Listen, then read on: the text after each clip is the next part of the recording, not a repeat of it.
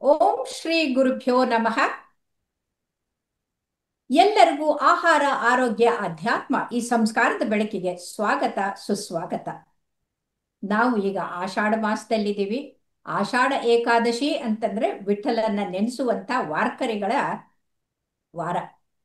ಅದರಲ್ಲೂ ಕೂಡ ನಮಗೆ ಇವತ್ತು ಲಭ್ಯವಾಗಿದ್ದಾರೆ ಸದ್ಗುರು ಸಮರ್ಥ ಗಣಪತರಾವ್ ಮಹಾರಾಜರವರ ಶಿಷ್ಯರಾದಂಥ ಶ್ರೀಕೃಷ್ಣ ಅವರು, ಶಾಂತಿ ಕುಟೀರ್ ಆಶ್ರಮ ಕಣ್ಣೂರಿನವರು. ಇವರು ಸಾಮಾನ್ಯ ವ್ಯಕ್ತಿ ಹಾಗೆ ಕಂಡ್ರು ಕೂಡ ಅಸಾಮಾನ್ಯವಾದಂಥ ಶಕ್ತಿಯನ್ನ ಪ್ರದರ್ಶಿಸಿದಂಥವ್ರು. ಯಾಕೆಂದ್ರೆ ನರ್ಮದಾ ನದಿಯ ಒಂದು ಪರಿಕ್ರಮ ಮಾಡಿ ಬಂದಂಥವರು ಮಹಾನುಭಾವರು. ಇವರು ಪೋಸ್ಟ್ ಗ್ರಾಜ್ಯುಯೇಷನ್ ಕಮ್ಯುನಿಕೇಶನ್ ಸೈನ್ಸ್ನ ಪುಣೆನಿಂದ ತಗೊಂಡಿದ್ದಾರೆ. ಅಷ್ಟೇ ಅಲ್ಲ, ನ್ಯಾಷನಲ್ ಸ್ಕೂಲ್ ಆಫ್ ಡ್ರಾಮಾ ಡೆಲ್ಲಿಯಿಂದ ಡಿಗ್ರಿ ಪಡೆದಿದ್ದಾರೆ. ವೇದಾಂತವನ್ನ ಓದೋದ್ರ ಜೊತೆಗೆ ಹರಿಕಥೆಯನ್ನ ಟ್ರೈನಿಂಗ್ ಅನ್ನ ಪರಿಣಿತಿಯನ್ನ ಅವರು ಭದ್ರಗಿರಿ ಅಚ್ಯುತ್ ದಾಸ್ಜಿ ಅಂದ್ರೆ ಹರಿಕಥೆಯ ಸಾಮ್ರಾಟನಾದಂತ ಅಚ್ಯುತ್ ರಾವ್, ಭದ್ರಗಿರಿ ಅಚ್ಯುತ್ ರಾವ್ ಅವರಿಂದ ಪಡೆದಂಥವ್ರು. ಇವತ್ತಿಗೆ ನಮಗೆ ಭಕ್ತಿ ಅಂದ್ರೆ ಏನು, ಈ ಭಕ್ತಿ ರಸವನ್ನ ಕುಡಿದಂಥ ವಾರ್ಕರಿಗಳು ಯಾರು, ಈ ವಾರ್ಕರಿಗಳು ಹೇಗೆ ನಡೀತಾರೆ ಅಂತ ತಿಳಿಸ್ಕೊಡಕ್ಕೆ ಬಂದಿದ್ದಾರೆ. ಸ್ವಾಗತ ಶ್ರೀಕೃಷ್ಣ ಅವರೇ, ನಮಸ್ಕಾರ. ನಮಸ್ತೆ. ಪಂಡರನಾಥ ಕಾನಡಿ ವಿಠೋಬಾ ಅಂತ ಕರೀತಾರೆ ವಿಠಲನ್ನ. ಕನ್ನಡದವನೇ, ಆದ್ರೆ ಉತ್ತರ ಕರ್ನಾಟಕದವ್ರನ್ನ ಬಿಟ್ರೆ, ಮಹಾರಾಷ್ಟ್ರದವ್ರನ್ನ ಬಿಟ್ರೆ ಉಳಿದಿದ್ದ ಕನ್ನಡಿಗರಿಗಾಯ್ತು, ದೇಶಕ್ಕಾಯ್ತು ಈ ವಾರ್ಕರಿ ಬಗ್ಗೆ, ವಿಠಲನ ಬಗ್ಗೆ ಗೊತ್ತಿಲ್ಲ. ದಯವಿಟ್ಟು ಈ ವಾರ್ಕರಿ ಪದ ಏನು, ಈ ಭಕ್ತಿ ಮಾರ್ಗ ಪ್ರಾರಂಭ, ಸಂಪ್ರದಾಯ ಪ್ರಾರಂಭ ಆಗಿದ್ದು ಹೇಗೆ ಅಂತ ದಯವಿಟ್ಟು ತಿಳಿಸ್ಕೊಡಿ. ಹರಿ ಓಂ ಶ್ರೀ ಗುರುಭ್ಯೋ ನಮಃ. ಕನ್ನೂರ ಗ್ರಾಮಾಧಿವಾಸಂ ಪ್ರಶಾಂತಂ ಸಮುತ್ಥಾಯ ಪ್ರಾತರ್ ಹೃದಿ ವಂದನೀಯಂ ದೃಢಾಂ ಭಕ್ತಿಮಾಸ್ಥಾಯ ಗುರೋರ್ ಸ್ವಾತ್ಮನಿಷ್ಠಂ ಸ್ಮರಾಮಿ ಸದಾ ಸದ್ಗುರುಂ ಬ್ರಹ್ಮರೂಪಂ ಗುರೋರ್ಸಿದ್ಧರಾಮೈಕನಿಷ್ಠಂ ಸುಶಿಷ್ಯಂ ಜನಾನಾಂ ಪ್ರಿಯಂ ದುರ್ಜನಾನಾಮಪಿ ಉದ್ಧಾರಕಂ ಸುಪ್ರೀತಿದಾನೇನ ಜಿತಂ ಸರ್ವಲೋಕಂ ನಮಾಮೈಕ್ಯ ಭಕ್ತ್ಯಾ ಶ್ರೀ ಗಣೇಶಾವಮೂರ್ತಿಂ ನಮಾಮೈಕ್ಯ ಭಕ್ತ್ಯಾ ಶ್ರೀ ಗಣೇಶಾವಮೂರ್ತಿಂ. ಶ್ರೀ ಗುರುಭ್ಯೋ ನಮಃ. ಸರ್ವಪ್ರಥಮ ಡಾಕ್ಟರ್ ವಿಜಯಲಕ್ಷ್ಮಿ ಬಾಳೆಕುಂದ್ರಿಯವರಲ್ಲಿ ನನ್ನ ಭಕ್ತಿಯುತ ವಂದನೆಗಳನ್ನ ಸಲ್ಲಿಸಿ ಇವತ್ತಿನ ಈ ವಿಷಯಕ್ಕೆ ಪ್ರಾರಂಭಿಸೋಣ. ಭಕ್ತಿ ಅಂದರೇನು ಹಾಗೂ ಈ ವಾರ್ಕರಿ ಸಂಪ್ರದಾಯ, ಈ ಪಂಥ ಹೇಗೆ ಹುಟ್ಕೊಳ್ತು, ಯಾಕೆ ಇದರ ಮಹತ್ವ ಇದೆ, ಲಕ್ಷಾಂತರ ಜನ ಸೇರ್ತಾರಲ್ಲ, ಈ ಭಕ್ತಿ ಅಂತರ ಅಂತ ಏನು, ನಾರದ ಭಕ್ತಿ ಸೂತ್ರ ನಮ್ಗೆ ತಿಳಿಸ್ಕೊಡ್ತದ. ಸಾತು ಅಸ್ಮಿನ್ ಪರಮ ಪ್ರೇಮ ರೂಪ. ಪ್ರೀತಿ ಒಂದು ವ್ಯಕ್ತಿಯಲ್ಲಿ, ಒಂದು ವಸ್ತುವಿನಲ್ಲಿ ಅನನ್ಯ, ಅಸಾಧಾರಣ, ನ ಅನ್ಯ. ಮೇರೇತೋ ಗಿರಿಧರ ಗೋಪಾಲ್ ದೂಸರಾನೋ ಕೋಯಿ. ಮೀರಾಬಾಯಿ ಹೇಳ್ತಾರೆ, ನನಗೆ ಆ ಗಿರಿಧರ ಗೋಪಾಲ್, ಆ ಕೃಷ್ಣ ಒಂದ ಬಿಟ್ರೆ ದೂಸರ ನ ಕೋಯಿ, ಬೇರೆ ಯಾರು ಇಲ್ಲ ಜಗತ್ತಿನಲ್ಲಿ, ಅವನೇ. ಹಾಗೆ ನೆಟ್ಟ ಮನಸ್ಕಾಗಿ ಆ ಒಂದು ನಮ್ಮ ಇಷ್ಟ ದೇವತೆಯಲ್ಲಿ ಆ ನೆಟ್ಟ ಮನಸ್ಕಾಗಿ ಆ ಪ್ರೀತಿ ಇನ್ನ ಬೇರೆ ಎಲ್ಲೂ ಹರಿದು ಹೋಗಿದೆ, ಕೇವಲ ಆ ನಮ್ಮ ಇಷ್ಟನ ಕಡೆಗೆ, ಇಷ್ಟ ದೇವತೆ ಕಡೆಗೆ ಹರಿದು ಹೋಗುದು ಭಕ್ತಿ ಅಂತ ಕರೀತಾರೆ. ಅದೇ ರೀತಿ ನಮ್ಮ ಶಂಕರಾಚಾರ್ಯರು ಕೂಡ ಮೋಕ್ಷ ಕಾರಣ ಸಾಮಗ್ರ್ಯಾಂ ಭಕ್ತಿರೇವ ಗರಿಯಸಿ ಸ್ವಸ್ವರೂಪಾನುಸಂಧಾನಂ ಭಕ್ತಿರಿ ಅಭಿಧೀಯತೆ. ಮೋಕ್ಷ ಕಾರಣಕ್ಕೆ ಸಾಮಗ್ರಿ ಆಗಿರ್ತಕ್ಕಂಥದ್ದು, ಅದರಲ್ಲಿ ಭಕ್ತಿ ಹೇಳ್ತಾರ, ಜ್ಞಾನದ ತಾಯಿ ಭಕ್ತಿ ಅಂತ. ಆದ್ರೆ ಇದೆಲ್ಲ ನಾವು ಮಾತಾಡ್ಲಿಕ್ಕೀವಿ, ಆದ್ರೆ ನಮ್ಗೆ ಭಕ್ತಿ ಬೇಕು ಅಂತ ಅನ್ಸಂಗಿಲ್ಲಲ್ಲ. ಯಾಕೆ? ಬಾಲ್ಯದಲ್ಲಿ ಒಂದು ಸಣ್ಣ ಕವಿತೆ ಕೇಳಿದ್ದು ಜ್ಞಾನಪತಿ ಬರ್ತಿದೆ. Solomon Grandi, born on Monday, Christine on Tuesday, married on Wednesday, took ill on Thursday, worsened on Friday, died on Saturday, buried on Sunday. This is the story of Solomon and Randy. ಒಬ್ಬ ವ್ಯಕ್ತಿ ಸೋಮವಾರ ಜನಿಸಿದ, ಮಂಗಳವಾರ ನಾಮಕರಣ ಆಯ್ತು, ಬುಧವಾರ ಮದುವೆ ನಿಶ್ಚಿತ ಆಯ್ತು, ಗುರುವಾರ ಕಾಯಿಲೆ, ಶುಕ್ರವಾರ ಜಾಸ್ತಿ ಆಯ್ತು, ಶನಿವಾರ ಪಾಪ ತೀರ್ಕೊಂಡು ಹೋದ, ರವಿವಾರ ಅಂತ್ಯಕ್ರಿಯೆ ನಡೆದು ಹೋಯ್ತು. ಹೀಗೆ ಮನುಷ್ಯನ ಆ ನಡೆದು ಬರ್ತಾ ಇದೆಯಲ್ಲ, ಇದು ನಿಜವಾಗ್ಲೂ ಒಂದು ಬದುಕ? ಸ್ವಾಮಿ ವಿವೇಕಾನಂದರು ಹೇಳ್ತಾರ, we come here, we have born, we have come here to conquer, but we have been conquered. We come here to enjoy, but we have been enjoyed. We come here to rule, but we have been ruled. ನಾವು ಈ ಭೂಲೋಕಕ್ಕೆ ಬಂದದ್ದು ಆನಂದದಿಂದ ಇರ್ಲಿಕ್ಕೆ. ನಮ್ ನಿಜವಾದ ಸ್ವರೂಪ ಆನಂದವೇ. ಅದನ್ನ ಬಿಟ್ಟು ನಾವು ಬೇರೆ, ಅಂದ್ರೆ ನಾವು ಆನಂದ ಪಡಿಲಿಕ್ಕೆ ಬಂದ್ರ ನಮ್ಮಿಂದನೇ ಇನ್ನೊಬ್ರು ಆನಂದ ಪಡೆಯುವಂತದ್ದಾಯ್ತಲ್ಲ. ಹಾಗಾದ್ರೆ ಏನು ನಿಜವಾದ ಮನುಷ್ಯನ ಜೀವನದ ಸಾರ್ಥಕತೆ ಎದುರಾಗಲಿ, ಅವನ ಉದ್ದೇಶ ಏನು, ಅವನ ಬಂದದ ಧ್ಯೇಯ ಏನು? ಅದಕ್ಕೆ ಶಾಸ್ತ್ರ ಹೇಳ್ತದೆ, ಆತ್ಯಂತಿಕ ದುಃಖ ನಿವೃತ್ತಿ, ಪರಮಾನಂದ ಪ್ರಾಪ್ತಿ. ನಮ್ಗೆ ಎಲ್ಲ ದುಃಖಗಳ ಕಷ್ಟಗಳ ನಶಿಸಿ ಹೋಗಿ ನಮ್ಗೆ ಎಂತಹ ಒಂದು ಆನಂದದ ಆವಿರ್ಭಾವ ಆಗ್ಬೇಕಂದ್ರೆ, ಆ ಆನಂದ ಒಂದ್ಸಲ ನಮ್ಗೆ ಸಿಕ್ಕರೆ ಮತ್ತೆ ನಮ್ಗೆ ಬಿಟ್ಟು ಹೋಗಿರ್ಬಾರ್ದು. ಅಂತಹ ಒಂದು ಆನಂದದ ಹುಡುಕಾಟದಲ್ಲಿ ನೀವೆಲ್ಲರೂ ಇದ್ದೇವೆ. ನೋಯಿಂಗ್ಲಿ ಅನ್ವಯಿಂಗ್ಲಿ ನಾವು ಆ ಆನಂದವೇ ಪಡಿಬೇಕಂತ ಅಂತೀವಿ.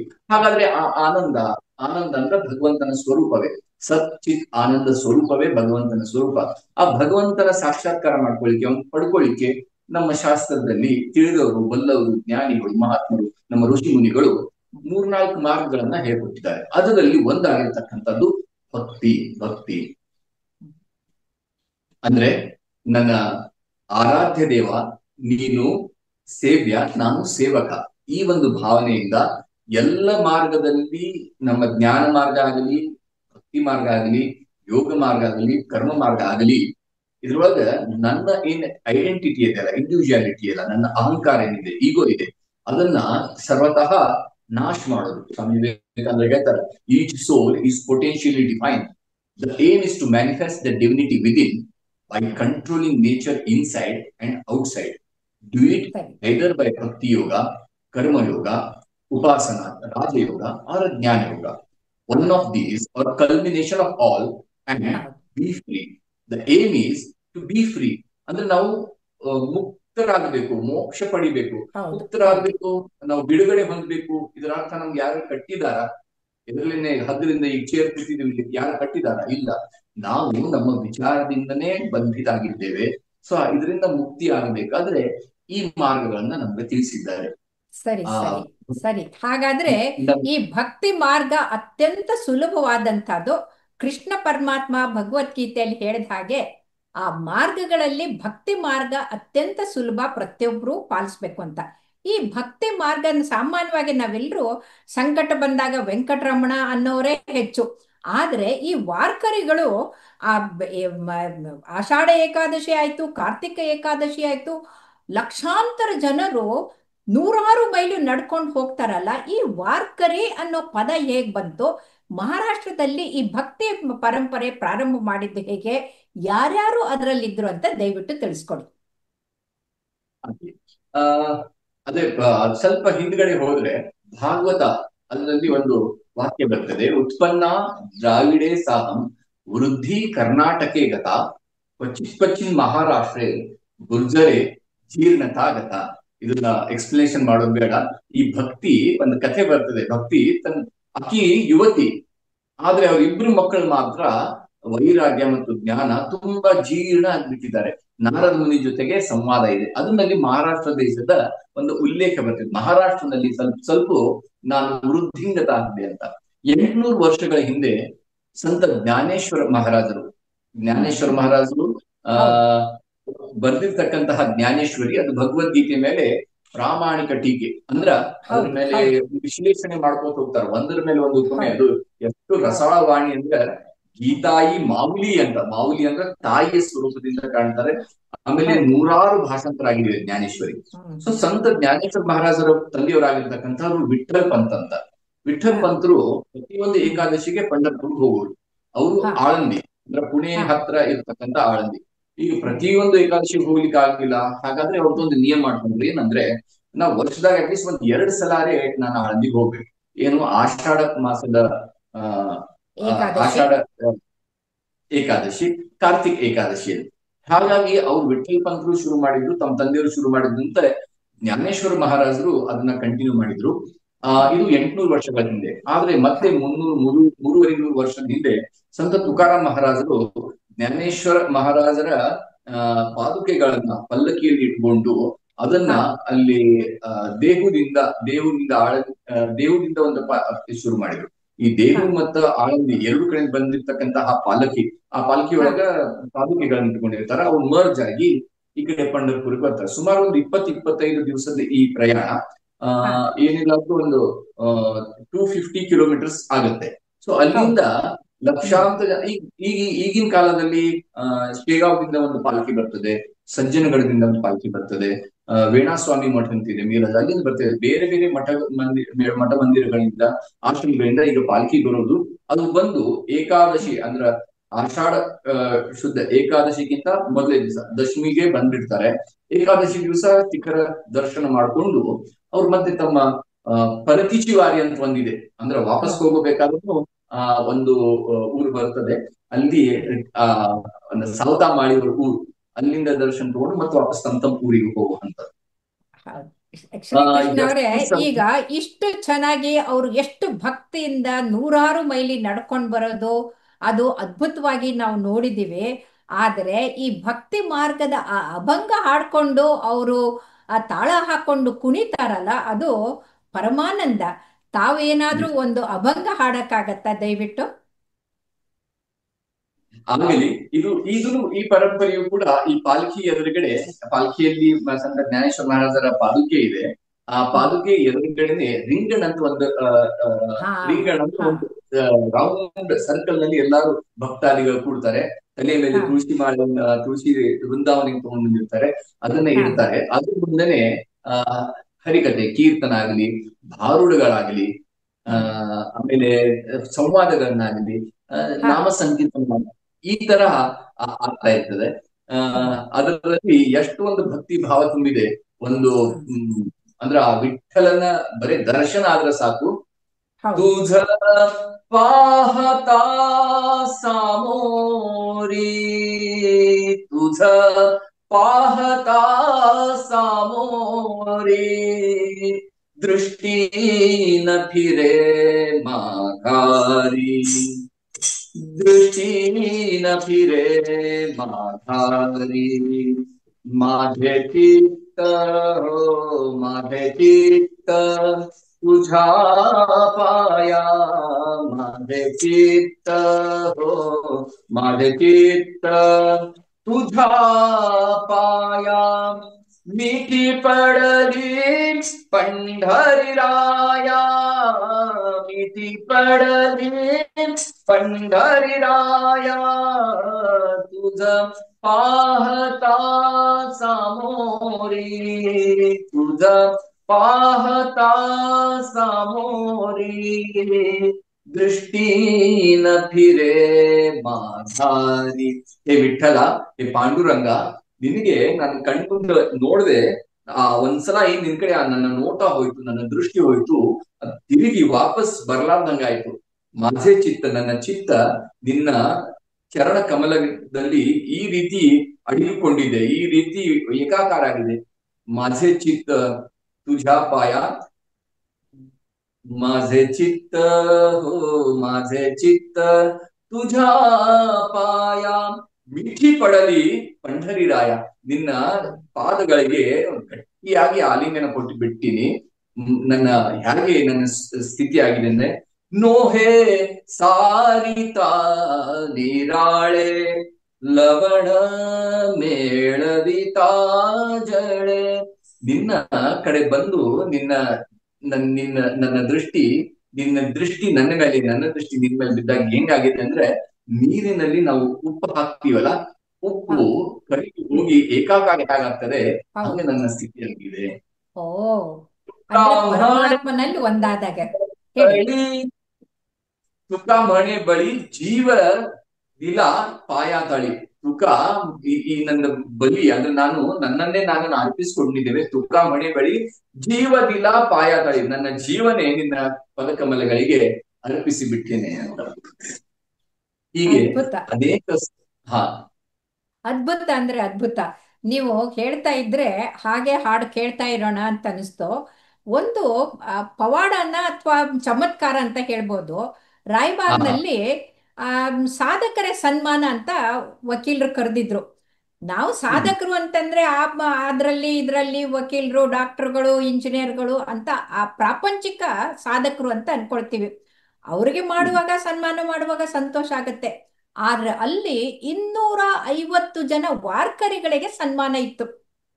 ಆ ಯಾವ ವಾರ್ಕರಿಗಳಿಗೆ ಸನ್ಮಾನ ಅಂತಂದ್ರೆ ಈಗ ಉಳಿದವ್ರಿಗೆ ನಾವು ಚಪ್ಪಲಿ ಹಾಕೊಂಡು ಮಾಲೆ ಹಾಲು ಹಾಕಿ ಇದ್ ಮಾಡ್ತೀವಿ, ಅಲ್ಲಿ ನಿಂತ್ಕೊಳ್ತೀವಿ, ಫೋಟೋ ತೆಗೆಸ್ಕೊಳ್ತೀವಿ. ಆದ್ರೆ ಅವರು ಪ್ರತಿಯೊಬ್ಬರಲ್ಲೂ ವಿಠಲನ್ನ ಕಾಣೋದನ್ನ ನಾನು ಕಂಡೆ.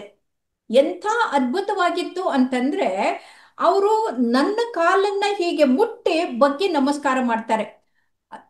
ನಾವು ಟೋಪಿ ಹಾಕಿ ಮೆದೆ ಹಾಕಿ ಎಲ್ಲ ಮಾಡಿದ್ಮೇಲೆ ನಾನು ಚಪ್ಪಲಿ ತೆಗೆದಿಟ್ಟು 250 ಜನರಿಗೆ ಪೂರ್ತಿ ಬಾಗಿ ಹಣೆ ತಾಗಿಸಿ ನಮಸ್ಕಾರ ಮಾಡಿದೆ. ಯಾಕಂದ್ರೆ ಅವರು ವಿಠಲನ ಸ್ವರೂಪ, ನನ್ನಲ್ಲಿ ಅವರು ನಿಜ. ವಿಠಲನ ಕಾಣ್ಬೇಕಾದ್ರೆ ನಾವು ಅವರನ್ನೇ ಕಾಣ್ಬೇಕು ಅಂತ. ಇದು ವಾರ್ಕರಿಗಳು. ವಾರ್ಕರಿ ಅಂತಂದ್ರೆ ಮತ್ತೆ ಮತ್ತೆ ನಡ್ಕೊಂಡು ಪಂಢರಪುರಕ್ಕೆ ಬರುವಂತವ್ರದ್ದು.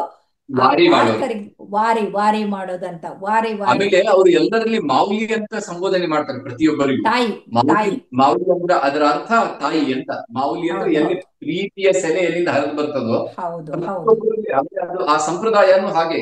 ಎಲ್ಲ ಹೌದು. ಪ್ರತಿಯೊಬ್ಬರು ಸಣ್ಣವರು ಇರ್ಲಿ ದೊಡ್ಡವರು ಇರ್ಲಿ ಯಾವ ಜಾತಿ ಮತ ಪಂಥ ಕುಲ ಯಾವ ಏನೂ ಭೇದ ಇಲ್ಲ. ಭಾವ ಇಲ್ಲದೆ ಇಲ್ಲ ಇದ್ರೊಳಗೆ ಇಲ್ಲ. ಬರೇ ಇದೇ ಜಾತಿಯವರು ಮೇಲ್ಜಾತಿಯವರು ಇರ್ಬೇಕು ಕೀಳ್ ಜಾತಿ ಯಾವುದು ಭೇದ ಭಾವ ಯಾವುದೂ ಅಲ್ಲಿ ಇಲ್ಲ. ಬಂದ್ರೆ ಹೌದು ಆ ಒಂದು ಭಕ್ತಿಯ ಸಾಗರದಲ್ಲಿ ಹೇಗೆ ಒಂದು ಹೌದು ಹೌದು ಸಾಗರಕ್ಕೆ ಬೇರೆ ಬೇರೆ ನದಿಗಳು ಉಪನದಿಗಳು ಹಳ್ಳ ಕೊಳ್ಳ ಬಂದು ಸೇರಿದ್ಮೇಲೆ ಆ ಒಂದು ನದಿಯ ಸ್ವರೂಪ ಪ್ರಾಪ್ತ ಆಗ್ತದೆ. ಗಂಗಾ ನದಿ ಹೌದು ಅಂದ್ಮೇಲೆ ಹೌದು ಹೌದು ಎಷ್ಟೋ ಹಳ್ಳ ಬಂದ್ರು ಕೂಡ ಮೊದಲ ಹಳ್ಳ ಆಮೇಲೆ ಗಂಗಾ ಅಂತಾನೆ ಹೌದು ಕರೀಲ್ಪಡ್ತದೆ, ಅಷ್ಟು ಪವಿತ್ರ ಆ ಒಂದು ಹೌದು ಭಾವನೆಯಿಂದ.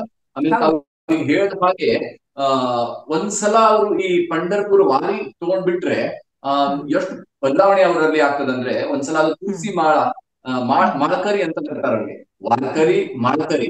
ಮಾಳಕರಿ ಅಂದ್ರೆ ಹ್ಮ್ ಆ ತುಳಸಿ ಮಾಳೆಯನ್ನ ಕೊರಳಲ್ಲಿ ಹಾಕ್ಬಿಟ್ರೆ ಅವರು ಹ್ಮ್ ಅಭಕ್ಷ್ಯ ಭಕ್ಷಣೆ ಮಾಡಂಗಿಲ್ಲ, ಅಂದ್ರೆ ಮಾಂಸ ಸೇವನೆ ಮಾಡಂಗಿಲ್ಲ, ಹೌದು ಮದ್ಯಪಾನ ಮಾಡಂಗಿಲ್ಲ. ಈ ರೀತಿಯ ಬದಲಾವಣೆ ಮಾಡ್ಕೊಂಡು ದಿವಸ ಹೌದು ಹರಿಪಾಠ ಹೇಳ್ಕೊಂಡು ತಾವು ಎಲ್ಲಿದ್ದೀವೋ ಆ ಊರಲ್ಲೇ ಇದ್ದುಕೊಂಡು ಈ ರೀತಿಯ ಒಂದು ತಮ್ಮ ಜೀವನದಲ್ಲಿ ಯಾವಾಗ್ಲೂ ಆ ಭಕ್ತಿಮಯ ವಾತಾವರಣ, ಮೋಕ್ಷ ಹೌದು ಕಾರಣ ಹೌದು ಸಾಮರ್ಥ್ಯ ಹೌದು ಭಕ್ತಿರೇವ ಹೌದು. ಗರಿಯತೆ.